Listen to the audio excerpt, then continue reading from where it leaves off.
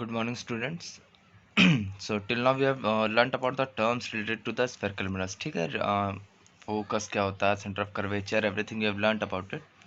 So now let us come to straight away reflection. अब देख लेते हैं हम लोग को किस मिरर से किस टाइप का रिफ्लेक्शन होता है. ठीक है, so we'll learn about the rules of reflection. The very first thing, मैं कॉन्वेक्स केव के भी बताता रहूँगा और कॉन्वेक्स के. Although few of the rules are common, ठीक, rather few only one or two rules are different, otherwise all other rules are similar to each other, but then too I'll tell both the rules for both the mirrors separately. ठीक है, so the first one, if in concave mirror, ये आपका concave mirror है, I'll not write it, I'll just draw the diagram.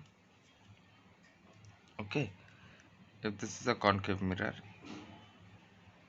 ये उसका पोल हो गया, ये नॉन रिफ्लेक्टिंग सरफेस हो गई. ठीक है, ये मान लेते हैं सेंटर ऑफ कर्वेचर हो गया. Okay, in case there is a light coming parallel to the principal axis, अगर कोई लाइट प्रिंसिपल एक्सिस के पैरेलल आई तो फर्स्ट थिंग बिल्कुल एक चीज़ याद रखिएगा आप लोग प्लीज़, कि कोई भी लाइट आएगी तो यहाँ पे नॉर्मल तो जरूर ड्रॉ किया जाएगा. ठीक है, ओके, नॉर्मल ड्रॉ करेंगे. और आपको याद हो तो मैंने फोकस बताया था कि कोई भी लाइट रे पैरेलल आती है तो फोकस से पास करती है.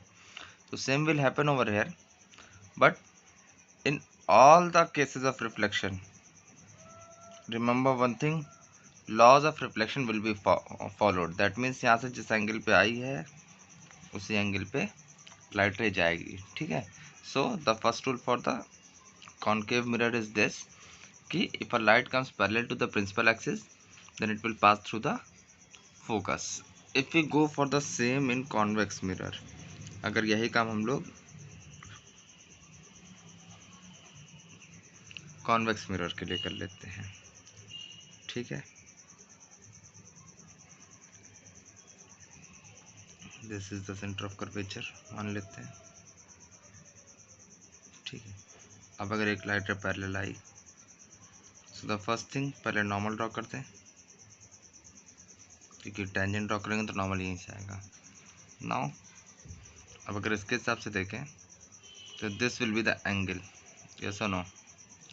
सो it will be reflected in such a way that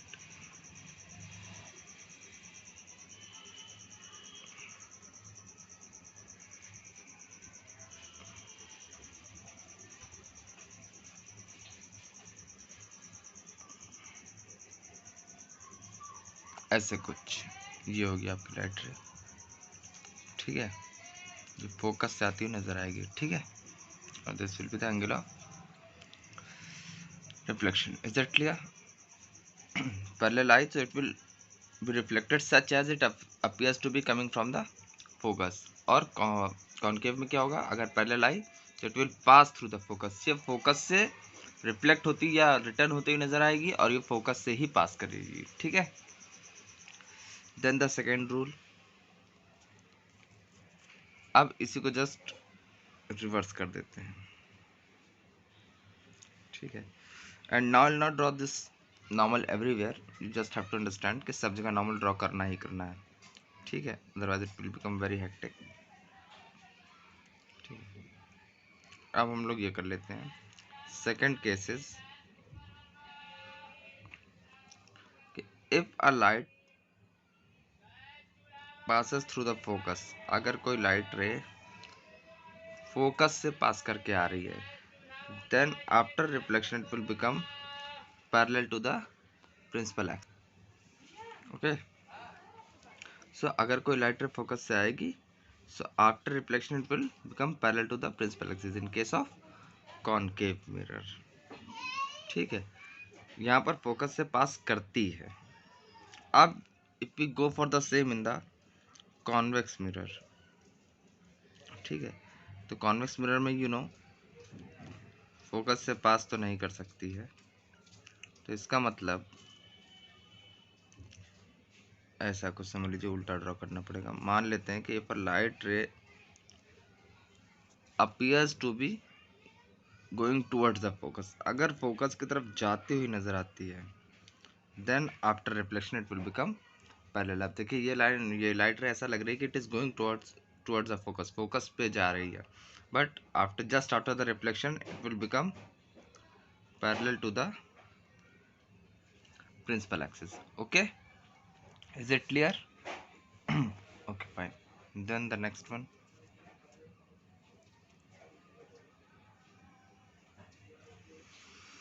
Hmm.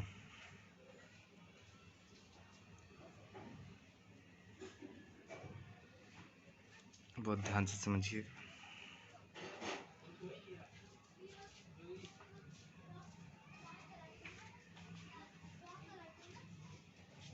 This is the centre of curvature. अगर कोई लाइट रे सेंटर ऑफ कर्वेचर से आती है, ठीक है, सो इफ यू रिमेंबर मैंने बताया था कोई भी टेंजेंट यहाँ से अगर कोई भी 90 डिग्री का मतलब नॉर्मल ड्रॉ करेंगे तो it will always pass through the centre of curvature. अब लाइट रे खुद ही इससे आ रही है तो ऑब्वियस सी बात है यहाँ पे 90 ड्रॉ करेंगे, यहाँ पे टेंजेंट ड्रॉ करेंगे तो एंगल विल बी 90। तो इसका मतलब इन this case if the angle will be 90 that means the angle of incidence will become 0। That means if the light raise goes और passes through the center of curvature it will come back through the center of curvature, क्योंकि यहाँ पे angle कितना हो जाता है 90 degree का। जितने जैसे लाइट रे जाएगी similarly it will come back. Okay, for centre of curvature. No, यही काम फिर आप कॉन्वेक्स में भी करके देख लेते हैं, बट यहाँ पर सेंटर ऑफ कर्वेचर तक जाएगी नहीं। Again it appears to be going to the centre of curvature. अगर ऐसे गई it will just return back on the same path. ठीक है, देखिए if it appears to be going to the centre of curvature, अगर centre of curvature की तरफ जाती हुई नजर आती है तो वापस सेंटर ऑफ कर्वेचर पे ही वापस उसी पाथ पे रिफ्लेक्ट हो जाती है। क्लियर? ठीक है, you can see all the 6 one. पहला क्या है, अगर कॉन्केव मिरर में पैरेलल आई तो फोकस से पास कर जाएगी। कॉन्वेक्स में क्या है, अगर पैरेलल आई तो it gets reflected such that it appears to be coming from the focus। Second case, अगर फोकस से ही पास करके जाए then it becomes parallel to the principal axis, और पास किस में करेगी, सिर्फ कॉन्केव मिरर में करेगी। कॉन्वेक्स में क्या है, अगर फोकस की तरफ जाती हुई नजर आए if it appears to be going towards the focus then it becomes parallel after reflection. तीसरा केस, अगर सेंटर ऑफ कर्वेचर से पास कर रही है, if it is passing through the centre of curvature, और if the light ray is coming from the centre of curvature, so it gets reflected back on the same path. जैसे आई है उल्टे पांव वापस चली जाती है। And same happens over here in the convex mirror. यहाँ पर भी क्या है, जैसे आई है light ray it will get reflected back on the same path. Okay, now the next case.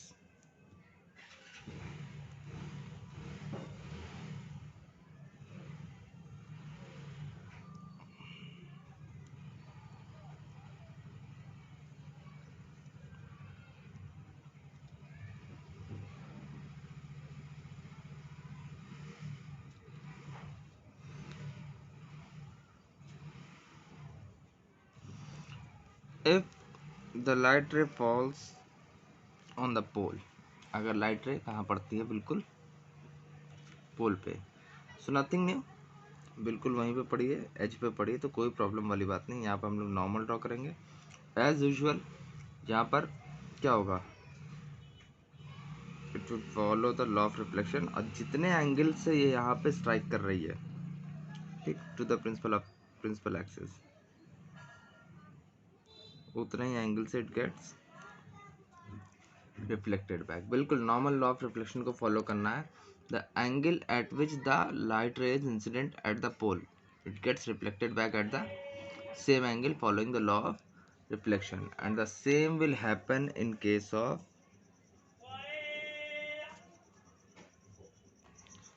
okay, for convex mirror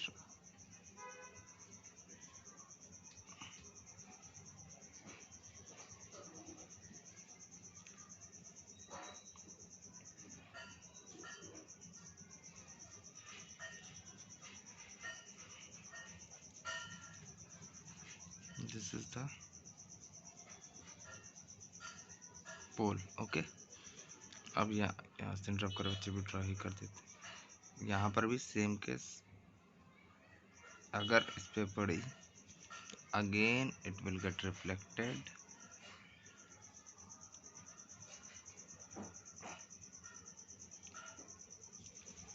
following the law of reflection. बिल्कुल same diagram आएगा इन दिस केस, कि दोनों में रिफ्लेक्शन सेम साइड पे हो रहा है। ठीक है, यहाँ पर भी इधर आनी है। Point of incidence is same in both the cases. ठीक है, सो यू कैन इजिली सी, ठीक है, you can see all the 4 cases. The first one, again I repeat, line parallel आती in case of concave mirror, light ray अगर parallel I then it gets reflected and passes through the focus of the concave mirror. convex में अगर parallel I it gets reflected and passes through the, rather do not passes, it appears to be coming from the focus. Okay, and then next case, in case of concave mirror, अगर focus से pass करके आ रही है light ray तो after reflection it will become parallel to the principal axis. Third case for concave itself, अगर centre of curvature से आ रही है लाइट रे, सो जैसे आई है it will get reflected back in the same direction. Okay, then last case, अगर पोल पर स्ट्राइक करती है, the light ray is incident at the pole, then simply it follows the laws of reflection and gets reflected. बाकी सब में भी law of reflection follow होता है, please remember, but it's very general. ठीक है, और ये जो मैं सारे केसेस आपको बता रहा हूँ, these are some particular cases, इसमें लाइट रे ऐसे ही जाएगी। ठीक है, कहीं पर भी स्ट्राइक करे, अगर जो बेसिक कंडीशन है ना कि प्रिंसिपल एक्सिस के पैरेलल हो, दूसरा फोकस से पास करे, तीसरा सेंटर ऑफ कर्वेचर से आ रही हो, और चौथा पोल पे पड़ रही हो, सो लाइट रे कहीं पे भी पड़े। फॉर एग्जांपल ये लाइट रे पैरेलल होके यहाँ से पैरेलल आए या इस पॉइंट पर पैरेलल आए, कहीं पे भी आए, it will pass through the focus. ये फोकस से पास करके कहीं यहाँ पे स्ट्राइक करती है या नीचे स्ट्राइक करती है, then too it will become parallel. ये सेंटर ऑफ कर्वेचर से यहाँ पर आ रही होती है, यहाँ पे हो, यहाँ पे, anywhere it will follow the same procedure. और ये तो there is only one point, no other point is there, so no problem with this, but this is general rules. Normally सारे जितने भी रिफ्लेक्शंस होते हैं सब में लॉज ऑफ रिफ्लेक्शन फॉलो करेगा, कहीं पे भी स्ट्राइक करे, बट इन दैट केस थोड़ा सा लाइट रे का पाथ डिफरेंट होगा, इन चार से अलग होगा। And same with the convex mirrors. ठीक है, okay, clear, fine. So now let us learn about few diagrams of the concave mirrors. Okay, I'll draw the diagrams and also I'll tell you how to conclude the characteristics। जैसे कि मैंने plane mirror में बताया था आपको characteristics लिखने का तरीका, यहाँ पर मैं दोबारा बताऊंगा, so it will be more easier for you to understand how to write the characteristics and how to conclude। तो फर्स्ट केस अब हम लोग बात करना स्टार्ट करते हैं। इसमें कई केसेस होते हैं। First case, when the object is at infinity, object को कहाँ रख दें, ऑब्जेक्ट इज एट इन्फिनिटी, और इन्फिनिटी का मतलब होता है मिरर से दूर। अब इन्फिनिटी का मतलब ये नहीं कि आप यहाँ खड़े हो तो आपसे 10 किलोमीटर दूर ऑब्जेक्ट को रखना है, ठीक है, but infinity as per the mirror. ठीक, और इस इन्फिनिटी में भी दो केसेस होते हैं, वो भी मैं सारे आपको बताता हूँ। The first case, if this is your concave mirror, I am drawing rough diagram, so please may be exact ना बने, अप टू द स्केल ना बने, but you'll get a rough idea, so please you draw it with scale only।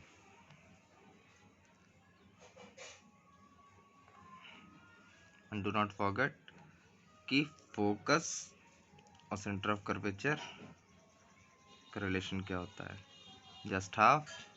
सो आप जब major करोगे तो please keep it half. Okay, now अब हम लोग पहला केस देख लेते हैं। इन्फिनिटी का मतलब जस्ट इमेजिन ये ऑब्जेक्ट, ये सेंटर ऑफ कर्वेचर है, इससे और दूर यहाँ कहीं थोड़ा दूर रखा ऑब्जेक्ट। सो जब भी ऑब्जेक्ट मिरर से दूर रखा होता है, ठीक है, उसके रेंज में ना हो, उसके बहुत पास में ना हो, काफ़ी दूर रखा हो, तो जब काफ़ी दूर रखा हो तो उसे हम लोग बोलते हैं the object is at infinity.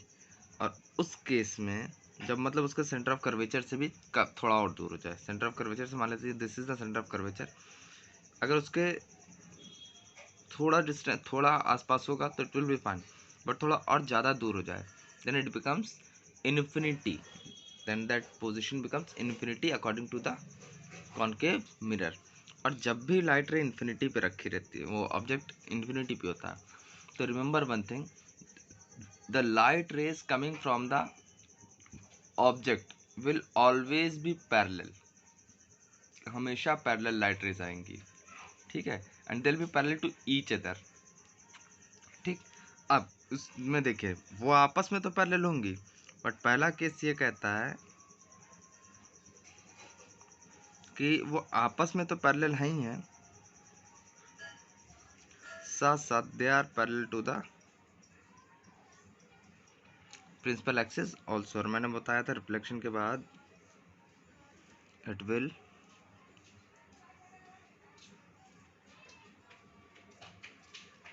Pass through the focus, ठीक है,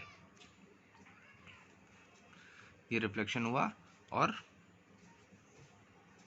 फोकस से पास कर गई। Now see they are parallel to each other as well as they are parallel to the principal axis, ठीक है।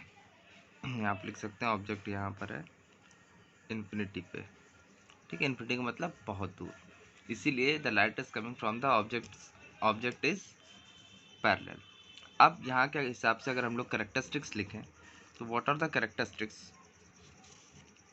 Of the diagram over here, you can see the first thing, सबसे पहले हम लोग बताते हैं कि ऑब्जेक्ट कहाँ बना है, ठीक है, नेचर नेचर बताएंगे कहाँ बना है, ठीक है, नेचर का मतलब रियल और वर्चुअल, ठीक है। तो इसके हिसाब से अगर देखा जाए तो रियल इमेज है क्योंकि लाइट रेज एक्चुअली मीट कर रही है, यस और no, the light rays are actually meeting. और कॉन्केव मिरर में ज़्यादातर इमेजेस जो होंगी they will be formed real, and if it is real then also it will be inverted,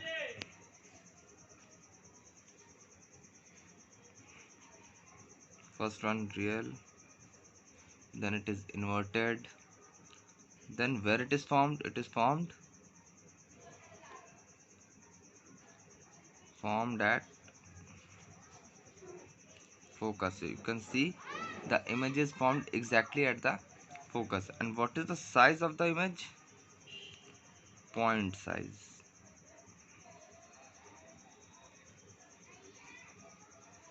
ठीक है, the image formed is of point size, clear, okay fine. Then the second case of this particular case, that means when the object is at infinity. अब इसको भी देख लेते हैं, फिर मैं दोनों को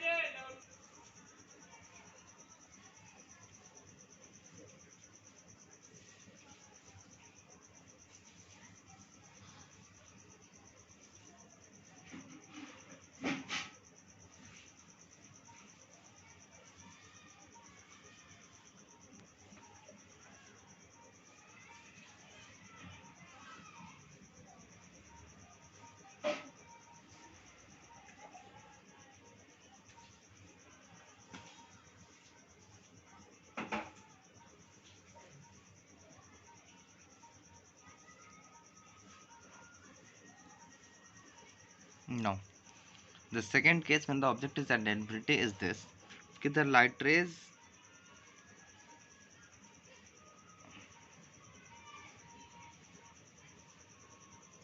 are parallel to each other but maybe they are not parallel to the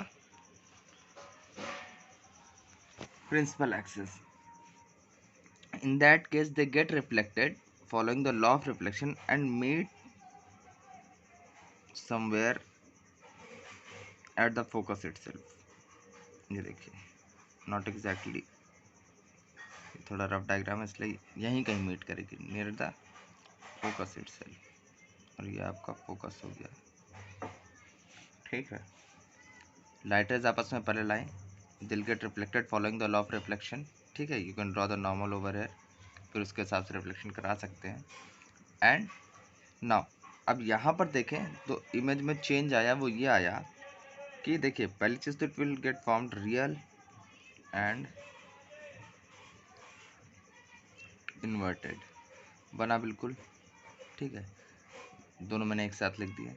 फिर कहाँ बना, formed where at the focus, formed on the focal plane, focal plane पे बनी है इमेज, यहाँ कहीं फोकल प्लेन पे बनेगी। ठीक है, इसको बस हम लोग ये डिफरेंट लाते हैं, और साइज में थोड़ा सा चेंज आ जाएगा। चेंज क्या आएगा, इसको हम लोग पॉइंट साइज नहीं कहेंगे बट हाईली डिमिनिश्ड कहेंगे। ठीक है, बहुत छोटा बना है लेकिन पॉइंट साइज इमेज नहीं होगी, थोड़ी बड़ी होगी, पॉइंट साइज से थोड़ी बड़ी, और ये बिल्कुल बहुत छोटी सी पॉइंट साइज इमेज बनेगी।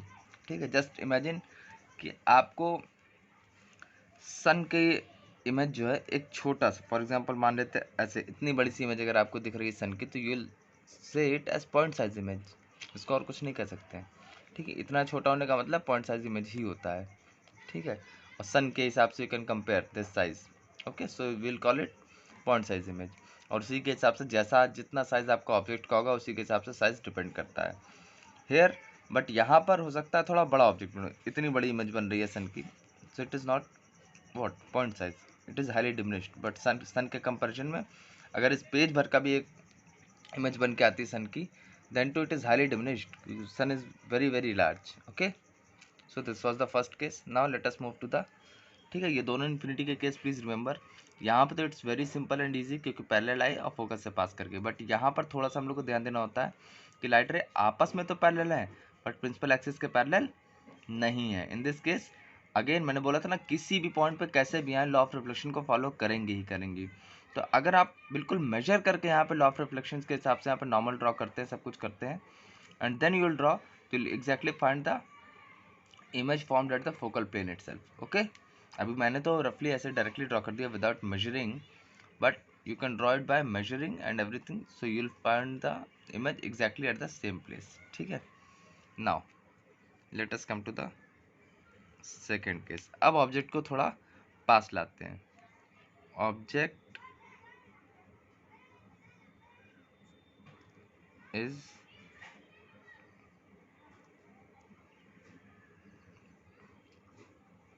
Beyond C, C means centre of curvature, मतलब सेंटर ऑफ कर्वेचर से दूर रखा गया है। ठीक है, okay, now again let us start.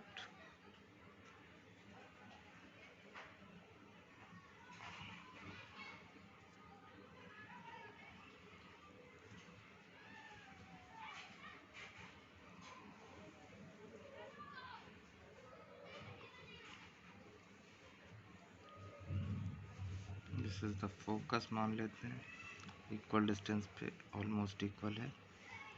ठीक है, this is the pole.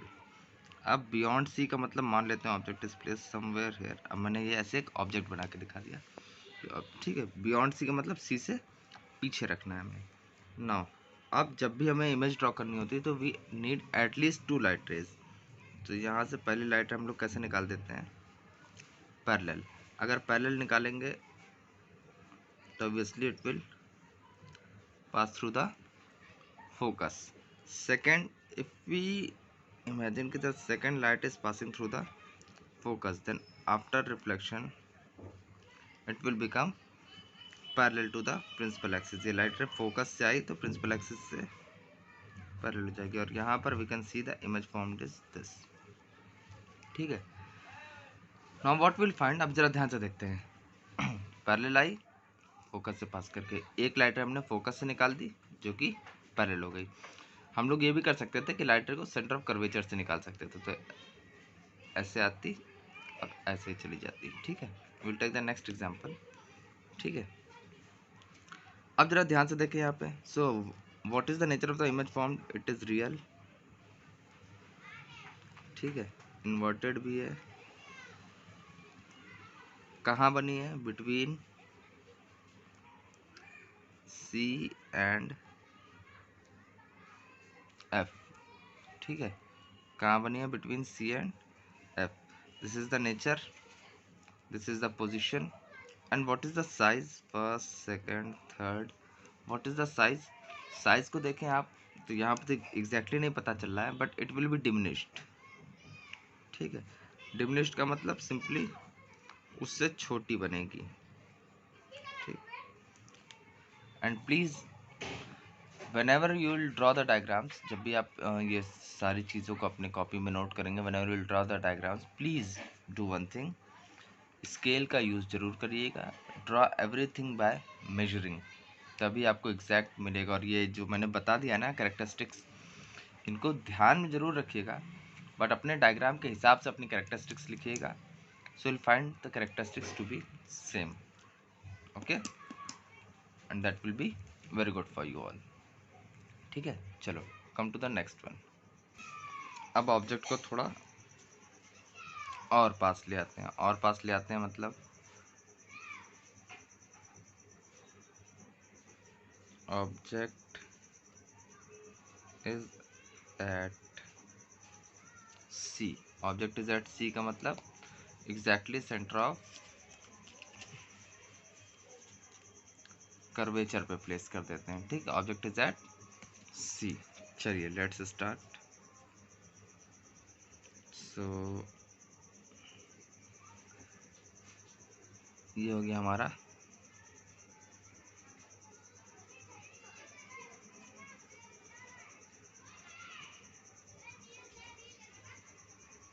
Mirror.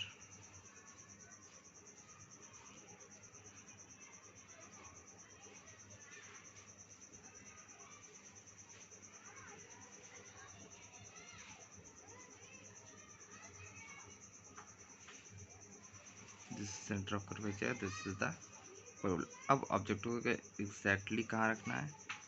Centre of curvature पे। So in this case again पहली लाइट रे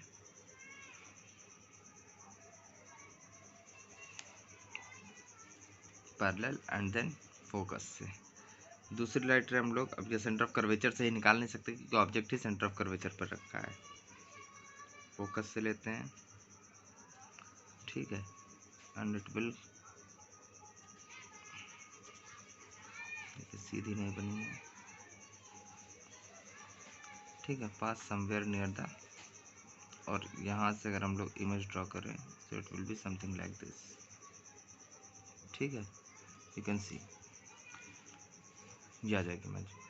पैरेलल गई, फोकस से पास करी, फोकस से निकाली, पैरेलल हो गई, and it will meet at the same place, ठीक है। So the image found will be real, inverted. कहाँ बनी है? एट सी इटसेल्फ, जहाँ ऑब्जेक्ट था वहीं पे इमेज बनी है, ठीक है। और साइज कैसा है? सेम साइज की इमेज बनेगी, ठीक है। जितना साइज इस ऑब्जेक्ट का होगा उतना ही साइज इस इमेज का होगा। Clear? Okay, now the next one. थोड़ा और आगे बढ़ा देते हैं ऑब्जेक्ट को। Object is between C and F.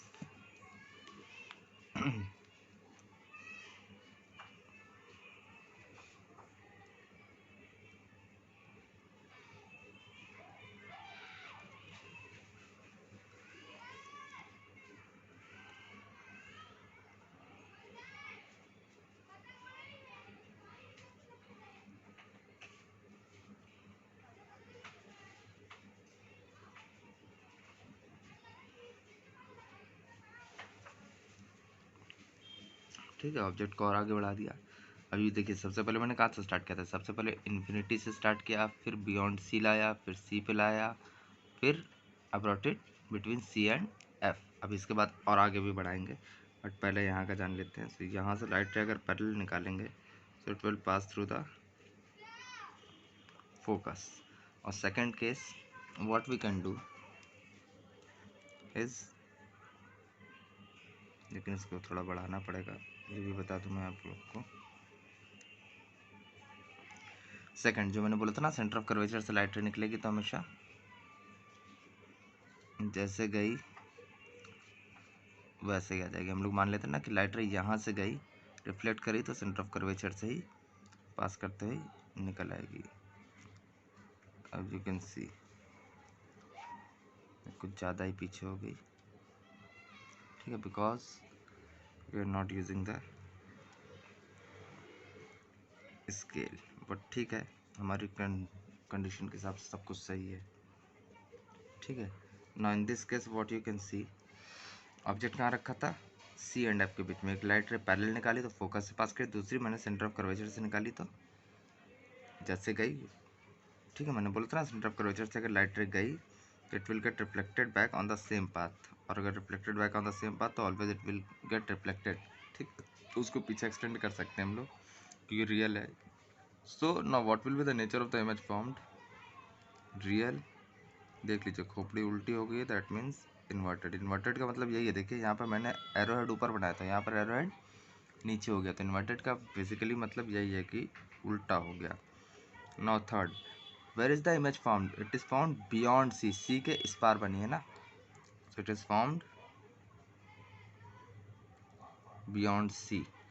What is the size, enlarged. अगर आप देखो तो ऑब्जेक्ट के कंपैरिजन में इट इज एनलार्ज्ड, ऑब्जेक्ट के हिसाब से बड़ा बना हुआ है, ठीक है। इतना बड़ा नहीं हो जाता है, but actually you know rough diagram से रफ साइज भी बनेगा, ठीक है। So now let us come to the next one, और आगे बढ़ाते हैं। ऑब्जेक्ट इज एट एफ, ठीक है। अब एग्जैक्टली फोकस पे रखेंगे हम ऑब्जेक्ट को, ठीक है। नो सी,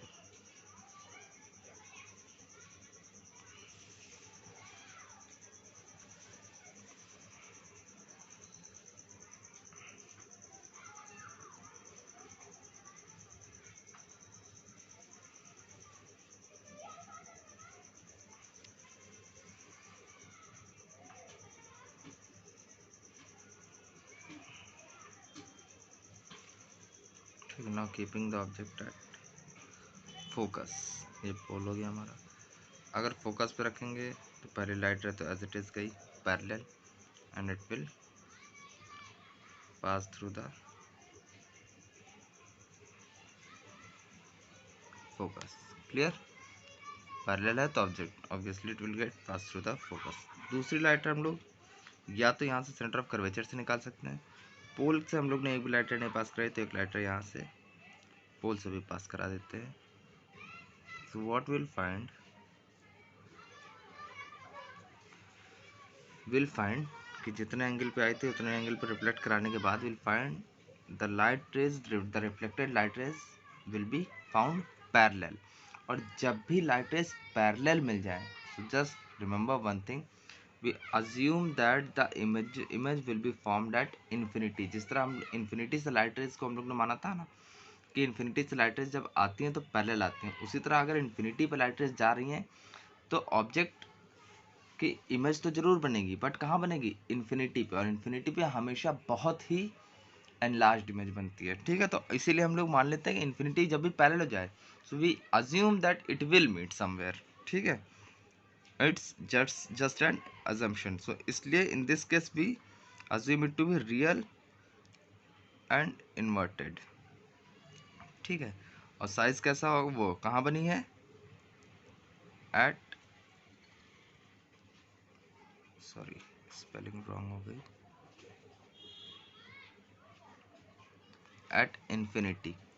और साइज कैसा है, हाईली एनलार्ज्ड, ठीक है। Is it clear.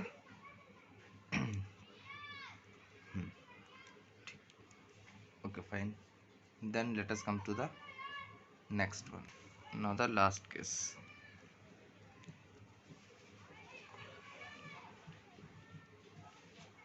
Object is between P and F, मतलब अब ऑब्जेक्ट को हम लोग पोल और फोकस के बीच में रखेंगे. So in this case let us start. ये हो गया हमारा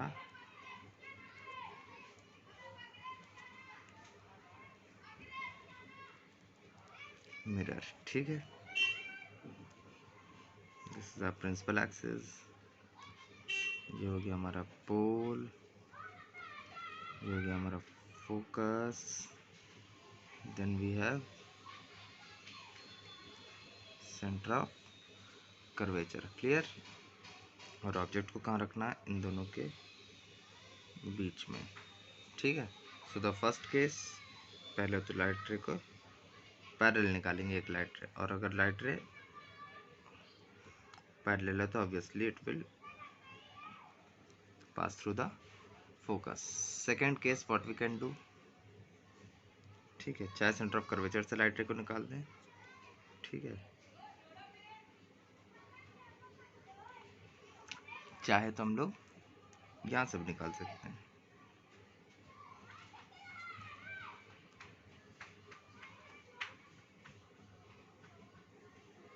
ओके फाइन. नाउ अब अगर इन लाइट रेज को देखा जाए, जो the two reflected light rays that we are getting, ये एक्सटेंड करते जाएंगे तो कहीं भी मतलब पैरेलल होती तो then too we assume that they will meet somewhere. But ये पैरेलल नहीं है, एक दूसरे से दूर चली जा रही है, तो we can not even assume कि कहीं पे जाके मीट भी करेंगी. In this case what we do, अगर पैरेलल नहीं होती हैं तो ध्यान से देखिए, अगर यहाँ नहीं मीट कर रही ना, बट अगर हम लोग इस तरफ जाएं ऑन द अदर एंड, सो इसको अब एक्सटेंड करिए ओवर हियर.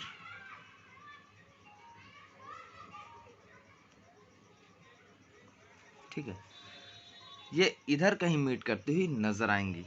ठीक है, द केस जैसे कि कौन मैंने बताया था, वर्चुअल फोकस बताना ना, इट अपीयर्स टू मीट. तो यहाँ पर the light ray appears to meet. और जब भी वर्चुअल इमेज का केस बताया था ना मैंने कि whenever the light rays appear to meet at some place then the image formed is said to be virtual. तो यहाँ पर केस वर्चुअल इमेज का ही है. सामने ये रिफ्लेक्ट होके गए, they are not meeting anywhere but on extending backwards they appear to meet at some place behind the mirror. Mirror के अंदर ही कहीं मीट करती हुई नजर आ रही हैं. और अगर ये मीट करती हुई नजर आ रही हैं तो obviously will extend them and form the image. So this will be the object and this will be the image. Now if we write the characteristics, so the first characteristic will be it is virtual. Now the image formed is not real, क्योंकि actually में light rays नहीं meet कर रही हैं, you can सी. ठीक है, extend करने पर ही मीट कर रही हैं, दे अपीयर टू मीट. ठीक है, एक्सटेंड करने पर मीट कर रही है, इसका मतलब ये नहीं कि हम लोग ने हमारे जो light rays actually light rays उनको एक्सटेंड किया, मीट कर गई. बैकवर्ड एक्सटेंड करने पे मतलब वहाँ पर हम लोग मान लें कि इस तरफ अगर लाइट रे को लेके जाएंगे तो they will appear to meet somewhere, they will meet somewhere. अगर वर्चुअल होती तो the image formed is always erect. You can see, इसका भी सर ऊपर है, इसका भी सर ऊपर है. ठीक है, where is it formed? It is formed behind the mirror.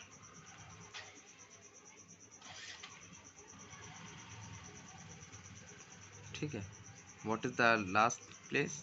What is the size? It is enlarged. ठीक है, enlarged image बड़ी बनती है. Okay, is it fine? ठीक है. Now if we go through the all the ray diagrams, you can see this was the only one case when the image is found behind the mirror. और behind the mirror का मतलब जिस mirror में हम लोग, जिस mirror के सामने हम खड़े हैं, ठीक है, उसी मिरर के अंदर हमें इमेज नज़र आएगी. बट इन अदर केसेस, जैसे कि मैं बात करूं, मैंने बोला था ना रियल इमेज होती है तो उसको स्क्रीन पे लेना पड़ता. तो यहाँ पर प्लीज़ रिमेंबर दिस कि ऑब्जेक्ट यहाँ रखा रहेगा. अगर आपके सामने कॉन्केव मिरर रखा है और आप इस प्लेस पे जाके खड़े हो जाओ और आप इसमें ढूंढो कि हमारी इमेज कहाँ दिख रही है कॉन्केव मिरर में, तो कहीं नहीं दिखेगी. आप उसी पोजीशन पे एक स्क्रीन लगाओगे, on that screen will be able to find the image. यही केस सब जगह होगा. जहाँ पर इमेज बन रही है वहाँ पर जब स्क्रीन रखी होगी कोई, तो ही आपको कोई इमेज नज़र आएगी, otherwise you will not be able to find any of the images, क्योंकि कोई भी इमेज मिरर के अंदर नहीं दिखेगी in all other cases except the last one. देख लीजिए, all the images are formed on a screen, और यही रियल इमेज का केस था कि the real image is always formed on a screen, हमेशा स्क्रीन पे फॉर्म होती है, ठीक है। It is never found behind the mirror और behind the reflecting surface. Okay, so for today it's enough, and we'll discuss the concave or convex mirrors and then their uses of both the mirrors in the next class, ठीक है, because convex mirror have only few diagrams. So after discussing the diagrams of the convex mirrors, we'll discuss about the uses of the concave and the concave mirrors, the places where they are used and why they are used. Okay, so thank you so much class, see you in the next class.